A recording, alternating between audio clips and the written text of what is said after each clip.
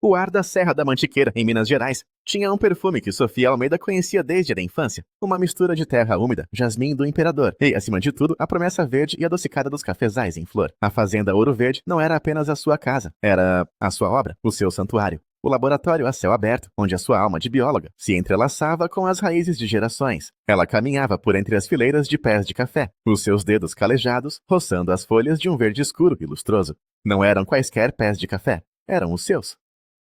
A variedade Rubi Serrano, um híbrido que ela mesma desenvolvera ao longo de uma década de noites mal dormidas, de experiências meticulosas e de uma fé quase cega. Um café resistente às pragas, com uma maturação uniforme. E, acho o mais importante, uma cereja, que, após o processamento, resultava numa bebida com notas de chocolate amargo, frutos vermelhos e uma acidez cítrica, que fazia os especialistas suspirarem. A Ouro Verde, fundada pelo seu pai, Afonso, era uma fazenda respeitada, mas estagnada. Afonso era um homem da terra, de pulso firme e coração orgulhoso, mas os seus métodos eram os do seu pai e do pai do seu pai. Ele via a terra como um legado a ser preservado, não como um potencial a ser exponenciado. Depois havia Ricardo, o seu irmão mais velho, o filho de ouro. Enquanto Sofia se embrenhava nos livros de agronomia e se sujava de terra, Ricardo fora enviado para Londres para um MBA. Voltou com um sotaque polido, fatos caros e uma visão que, para ele, era revolucionária. Para Sofia, era predatória. Sofia, querida, o futuro não está em sujar as botas, dizia ele, gesticulando com um copo de uísque na varanda da casa grande. Está no branding, no marketing, na narrativa. Ninguém paga mais por um grão de café, pagam pela história que ele conta. Sofia apenas sorria, um sorriso contido que Ricardo interpretava como submissão. Mal sabia ele que o sorriso dela escondia a tenacidade de quem compreendia a linguagem silenciosa das plantas, uma linguagem muito mais antiga e poderosa do que a do mercado de capitais. Foi a variedade Rubi Serrano que mudou tudo. No início, Afonso fora cético. Brincadeira de menina, resmungara ele, vendo-a enxertar mudas e analisar amostras de solo, mas quando as primeiras sacas foram avaliadas e alcançaram pontuações estratosféricas em concursos internacionais, o seu tom mudou. E quando Ricardo, com o seu faro para oportunidades, percebeu o tesouro que tinham em mãos, a dinâmica da família alterou-se para sempre. Ricardo transformou a brincadeira de menina de Sofia na pedra angular da sua estratégia de expansão. Ele criou uma nova embalagem, um novo nome comercial, Café Almeida, e usou a sua rede de contatos para chegar aos ouvidos certos. Em pouco tempo, a Aroma Mundi, uma gigante global de cafés de luxo, estava a bater à sua porta. O contrato era de uma magnitude que faria a fazenda saltar de um negócio familiar próspero para um império multimilionário. 400 milhões de dólares ao longo de 10 anos, pela exclusividade do Rubi Serrano. Conseguimos, pai! Eu consegui! Anunciou Ricardo numa noite de jantar, agitando os papéis preliminares do contrato. Vamos colocar o nome Almeida no mapa global. Afonso, os olhos a brilhar de um orgulho que Sofia raramente via dirigido a si, ergueu o copo. Ao meu filho, o visionário que levará o nosso legado para o futuro. Sofia estava sentada à mesa, o garfo suspenso a meio do caminho. Ela que criara a semente, que cuidara da planta, que definira os processos de colheita seletiva e de fermentação controlada que davam ao grão a sua magia, era uma mera espectadora na celebração do seu próprio triunfo. A sua mãe, Helena, lançou-lhe um olhar de silenciosa compaixão por cima da mesa. Um olhar que dizia, eu sei, minha filha, eu vejo. Mas, como sempre, a sua voz era um sussurro no vendaval do ego masculino dos Almeida. Nos meses seguintes, a fazenda tornou-se um palco para Ricardo. Ele recebia executivos da Aroma Mundi, jornalistas de revistas de negócios, influenciadores digitais. Caminhava com eles pelos cafezais, os cafezais de Sofia, e falava com uma autoridade impressionante sobre o nosso processo de inovação, a nossa filosofia de terroir, usando palavras e conceitos que aprendera com ela em conversas casuais.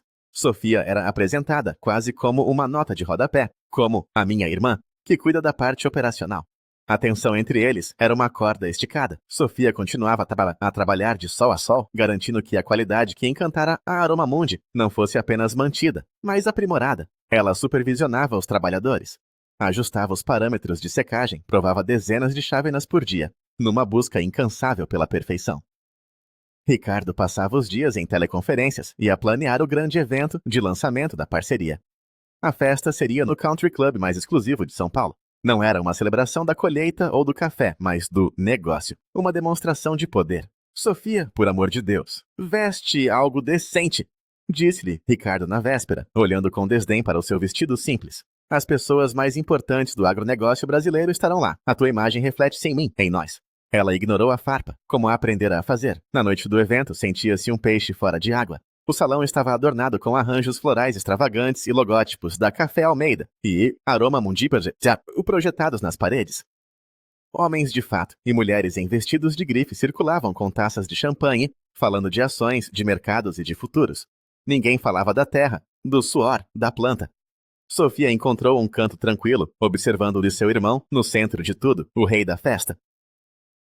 Ele era magnético, charmoso, apertando mãos, distribuindo sorrisos ensaiados. O seu pai estava ao seu lado, inchado de orgulho, apresentando Ricardo como o meu herdeiro, o cérebro por trás de tudo isto. Após o jantar, as luzes diminuíram e Ricardo subiu a um pequeno palco. Um foco de luz seguiu-o. O seu sorriso era largo, vitorioso. Boa noite a todos. É uma honra ter-vos aqui para celebrar um marco não apenas para a nossa família, mas para o café brasileiro. A sua voz, amplificada pelos alto-falantes, enchia o salão. Sofia sentiu um nó no estômago, esperava o discurso habitual, os agradecimentos protocolares.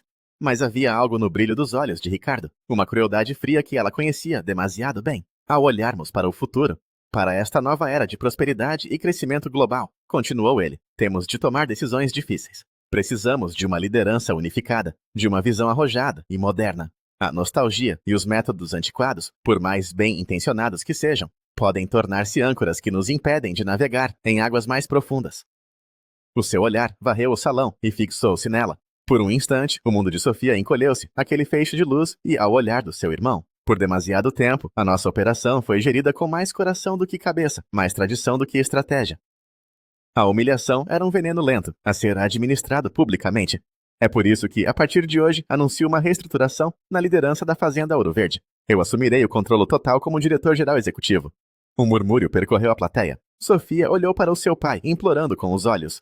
Pai, diga alguma coisa. Afonso apenas assentiu em direção a Ricardo, um sorriso de aprovação no rosto. A sua mãe baixou a cabeça, as mãos a tremer sobre o colo. Ricardo não tinha terminado. A sua voz adquiriu um tom de falsa condescendência. A minha irmã Sofia foi fundamental na manutenção das nossas velhas rotinas. O seu trabalho foi adequado para o seu tempo. Mas o mundo dos negócios de hoje exige uma agilidade e uma formação que, sejamos honestos, ela simplesmente não possui. O golpe final foi desferido com a precisão de um cirurgião. Sofia, o teu sentimentalismo tornou-se um passivo. O teu lugar já não é na linha da frente. Chegou a hora de dares um passo ao lado com dignidade. O silêncio no salão era denso, sufocante. 200 pares de olhos viraram-se para ela, uma mistura de pena, curiosidade mórbida e tácita concordância com Ricardo. A mulher que lhes dera o milagre do rubi serrano estava a ser descartada como uma peça obsoleta. Tudo o que ela construíra cada madrugada no campo, cada gota de suor, cada sacrifício pessoal, estava a ser-lhe arrancado em frente à elite do seu setor. Lentamente, ela levantou-se. A sua cadeira arrastou-se no chão polido, o som cortando o silêncio como um tiro. Todos esperavam lágrimas, um escândalo. Em vez disso, Sofia ajeitou o vestido, pegou na sua pequena bolsa e caminhou, não para a saída, mas em direção à mesa principal. Parou em frente ao seu pai. Da bolsa tirou uma pequena caixa de madeira de jacarandá, polida pelo tempo, e colocou-a suavemente em frente a ele. Isto era da avó, disse ela, a sua voz surpreendentemente firme, embora baixa. Ela sempre disse para o dar ao verdadeiro guardião da terra. Parece que me enganei sobre quem ele era. Sem mais uma palavra, ela virou-se e atravessou o salão, de cabeça erguida, deixando para trás os sussurros, os olhares e um irmão que acreditava ter vencido. Naquela noite, no seu pequeno apartamento em São Paulo, rodeada pelos seus livros e esquemas de botânica, Sofia não chorou. A dor estava lá, uma brasa quente no peito, mas por cima dela, uma camada de gelo começava a formar-se, uma clareza fria e cortante. Ricardo pensava que lhe tinha tirado tudo, o seu trabalho, a sua reputação, o seu lugar na família, mas ele, com todo o seu MBA e a sua arrogância, esquecera-se de um detalhe. Um detalhe crucial, semeado anos antes, que estava prestes a florescer da forma mais espetacular. Abriu o seu computador portátil. Um sorriso tênue, o primeiro em muitas horas, tocou-lhe os lábios enquanto começava a digitar. O amanhecer traria um novo dia, e com ele a verdadeira colheita. Afinal, havia mais do que uma maneira de gerir um negócio, e em 10 anos, a conversar com a terra, ela aprendera lições muito mais profundas do que as que Ricardo aprendera em qualquer sala de aula. O sol da manhã seguinte entrou pelas janelas da sala de reuniões da sede da Café Almeida, em São Paulo, iluminando as faces tensas de Ricardo e Afonso. Estavam exultantes, a ressacar da vitória da noite anterior. A euforia deles durou até as 9h05, quando a secretária anunciou a chegada de 2 advogados da Aroma Mundi. Logo a seguir, a própria Sofia. Ela entrou na sala, não com o ar de uma vítima, mas com a postura de uma rainha a entrar nos seus domínios. Vestia um fato de linho de corte impecável, o cabelo preso num coque elegante. A sua presença impunha um silêncio imediato. Sofia. A voz de Ricardo era uma mistura de choque e irritação. O que fazes aqui? Pensei que depois de ontem, terias a decência de não aparecer. Bom dia, Ricardo, pai. A sua voz era calma, quase melódica. Vim tratar de alguns assuntos pendentes. Já que estão todos aqui, podemos otimizar o tempo. Não há nada para tratar, interveio Afonso, a sua voz carregada da autoridade patriarcal. Ricardo é o novo diretor. O conselho aprovou. É o fim da história. Ah, sim, o conselho, disse Sofia, pousando a sua pasta de couro na mesa de mogno polido. Vamos falar sobre o conselho e sobre a empresa que ele pensa que dirige. Abriu a pasta e retirou um documento, deslizando-o pela mesa na direção de Ricardo. Enquanto estavas ocupado a criar narrativas e a planear festas, eu estava ocupada a construir os alicerces. E parece que te esqueceste de ler as plantas da casa que pensas ter herdado. Ricardo olhou para o papel com desdém, mas a sua expressão mudou quando seus olhos focaram o cabeçalho. Primeiro, começou Sofia. O seu tom agora frio e preciso, como um bisturi. Vamos falar sobre a propriedade intelectual. A patente da variedade de café Rubi Serrano, o ativo que gera 100% do interesse da Aroma Mundi e, consequentemente, 100% do valor deste contrato de 400 milhões de dólares, não pertence a Café Almeida Lidá. Ela fez uma pausa, saboreando o momento. Os advogados da Aroma Mundi entreolharam-se, desconfortáveis. A patente está registrada em nome de uma empresa de biotecnologia e pesquisa agrícola chamada Terra Viva Biotecnologia, uma empresa da qual eu sou a única proprietária e fundadora. O rosto de Ricardo perdeu a cor. Afonso abriu a boca para falar, mas nenhum som saiu. A Café Almeida, continuou Sofia implacável, tem apenas um acordo de licenciamento para cultivar e comercializar o Rubi Serrano. Um acordo que, curiosamente, continha uma cláusula de rescisão automática em caso de mudança hostil na gestão da equipe de desenvolvimento. Ou seja, a minha demissão. A vossa performance de ontem à noite, Ricardo, não foi apenas uma humilhação pública. Foi um suicídio empresarial. O acordo de licenciamento expirou à meia-noite. Afonso finalmente encontrou a voz. Um murmúrio rouco. Os papéis... Aqueles papéis que me pediste para assinar há meses. Disseste que era para proteger a fazenda. E eu protegi, pai, respondeu ela, sem um pingo de emoção. Protegi a minha criação de pessoas gananciosas e míopes. Ah, tu assinaste sem ler, demasiado ocupado a planear a viagem a Londres, para assistires à formatura de Ricardo. O silêncio na sala era agora pesado, elétrico. Ricardo folheava o documento freneticamente, como se procurasse uma brecha, uma saída. Mas isso não é tudo, disse Sofia, tirando um segundo documento da pasta. A terra. Os 50 hectares mais produtivos da Ouro Verde. O microclima perfeito onde o Rubi Serrano atinge a sua expressão máxima. Essa terra não faz parte do patrimônio original da fazenda. Eu comprei-a há 8 anos com a herança que a avó Helena me deixou. Está registrada em meu nome, pessoa física. A fazenda apenas arrendava o terreno. Um contrato de arrendamento que eu decidi, esta manhã, não renovar. Se um raio tivesse caído na sala, o choque não teria sido maior. Afonso afundou-se na cadeira, o rosto uma máscara de descrença e dor. A empresa que ele passara a vida a construir era de repente uma casca vazia. Tu não podes, gaguejou Ricardo, o seu verniz de sofisticação a estalar. Oh, eu posso, interrompeu Sofia. E a cereja no topo do bolo, se me permitem o trocadilho. Ela virou-se para os advogados da Aroma Mundi. Senhores, peço desculpa pelo drama familiar, mas se consultarem a cláusula 2 de improbê do vosso contrato, verão que ele está sujeito a uma condição de pessoa-chave. O contrato é válido enquanto a gestora de produto e inovação, Sofia Almeida, estiver ativamente envolvida no projeto, como fui publicamente declarada um passivo e redundante. O contrato que o meu irmão tão orgulhosamente assinou tornou-se nulo e sem efeito. Um dos advogados pigarreou. Senhora Almeida, a sua interpretação está correta. Recebemos uma notificação da sua firma de advocacia esta manhã. O nosso departamento jurídico está a confirmar, mas o contrato está, de facto, suspenso.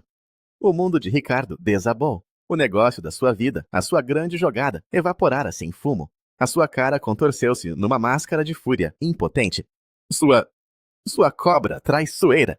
Cuidado com as palavras, irmão, disse Sofia, a sua calma a desarmá-lo completamente. Eu não sou a traidora aqui. Eu passei uma década a tentar ser a boa filha, a boa irmã, a trabalhadora silenciosa. Enquanto isso, vocês, os dois, colhiam os louros do meu trabalho e planeavam descartar-me quando eu já não servia. Isto não é uma traição, é uma correção de mercado.